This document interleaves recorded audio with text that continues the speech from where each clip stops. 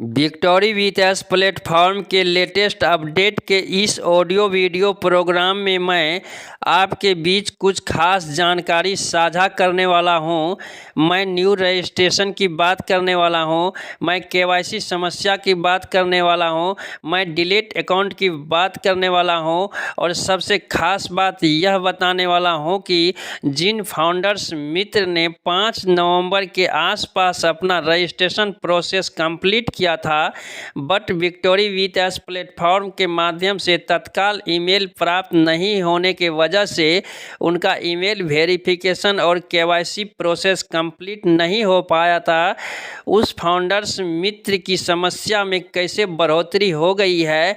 इसलिए इस वीडियो को आप बीच में स्किप नहीं करेंगे और लास्ट तक बने रहेंगे। यदि आप अभी तक हमारे चैनल को सब्सक्राइब नहीं किए हैं तो आपसे रिक्वेस्ट है कि प्लीज़ आप हमारे चैनल को सब्सक्राइब कर लें और बेल आइकन के बटन को रिफ्रेश कर दें ताकि राइट टाइम पर आपको राइट इन्फॉर्मेशन प्राप्त होता रहे।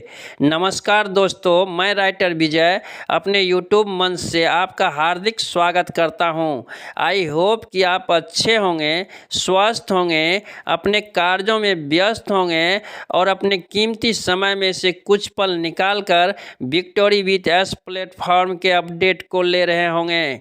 आइए सबसे पहले जानते हैं कि 5 नवंबर के आसपास जिन फाउंडर्स मित्र ने अपना रजिस्ट्रेशन किया था उन्हें ईमेल प्राप्त नहीं होने की वजह से ईमेल वेरिफिकेशन नहीं हो पाया था और अब तक उनका केवाईसी प्रोसेस कंप्लीट नहीं हो पाया है, जबकि वह लगातार अपना केवाईसी प्रोसेस कंप्लीट करने का प्रयास करते हैं, लीडरों से जानकारी प्राप्त करते हैं, यूट्यूब के माध्यम से जानकारी प्राप्त करते हैं।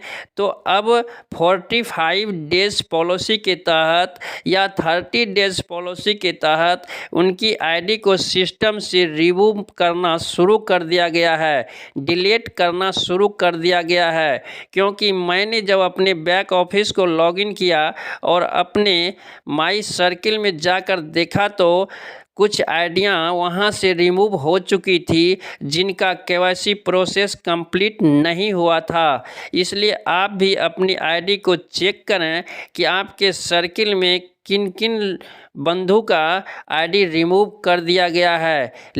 उस फाउंडर्स मित्र को तो कोई परेशानी का सामना नहीं करना पड़ेगा जिनका रजिस्ट्रेशन प्रोसेस कंप्लीट हुआ था बट ईमेल वेरिफिकेशन और केवाईसी प्रोसेस कंप्लीट नहीं हो पाया था।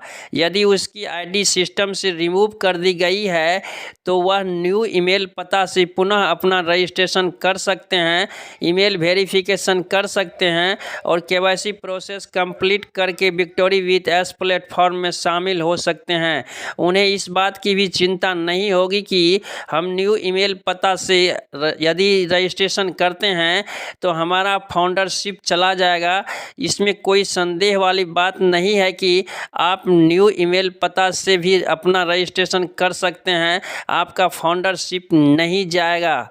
और यह भी आपकी जानकारी के लिए बता दूं कि यह कोई ज़रूरी नहीं है कि आप सिर्फ फाउंडर्स या रीसेलर को ही इस प्लेटफॉर्म में ला सकते हैं, उसका रजिस्ट्रेशन कर सकते हैं। कोई भी न्यू पर्सन भी इस प्लेटफॉर्म में आ सकता है, इसमें शामिल हो सकता है, प्रशिक्षण ले सकता है और ट्रेनिंग ले सकता है। बट परेशानी में बढ़ोतरी उस फाउंडर्स मित्र के साथ हो गया है जिन्होंने अपना रजिस्ट्रेशन किया था लेकिन तत्काल उसे विक्टोरी विथ एस प्लेटफॉर्म के माध्यम से ईमेल प्राप्त नहीं होने की वजह से उनका ईमेल वेरिफिकेशन और केवाईसी प्रोसेस कंप्लीट नहीं हो पाया था। उसे रिमाइंडर ईमेल प्राप्त हुआ था फिर भी उन्हें सफलता नहीं मिली थी और अब तक उसका ईमेल वेरिफिकेशन और केवाईसी प्रोसेस कंप्लीट नहीं हुआ है।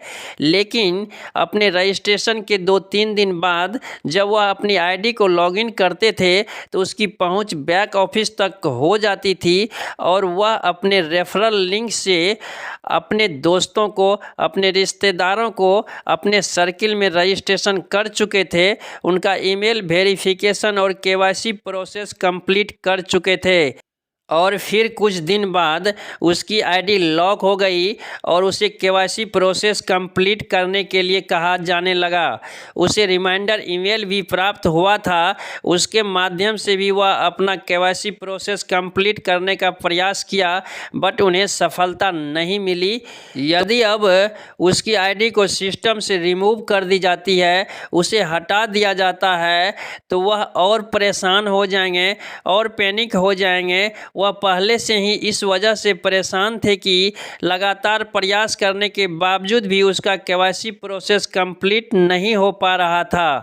अब वह यह सोचकर परेशान होंगे कि उन्होंने जिन मित्रों को, जिन रिश्तेदारों को अपने सर्किल में जोड़ा था, उनका ईमेल वेरिफिकेशन करवाया था, उनका केवाईसी प्रोसेस कंप्लीट करवाया था, अब वह उनके सर्किल से हटकर उनके ब्लेसर के सर्किल में चले जाएंगे और उन्हें पुनः न्यू ईमेल पता से रजिस्ट्रेशन करना होगा, तभी वह विक्टोरी विथ एस प्लेटफॉर्म में शामिल हो पाएंगे।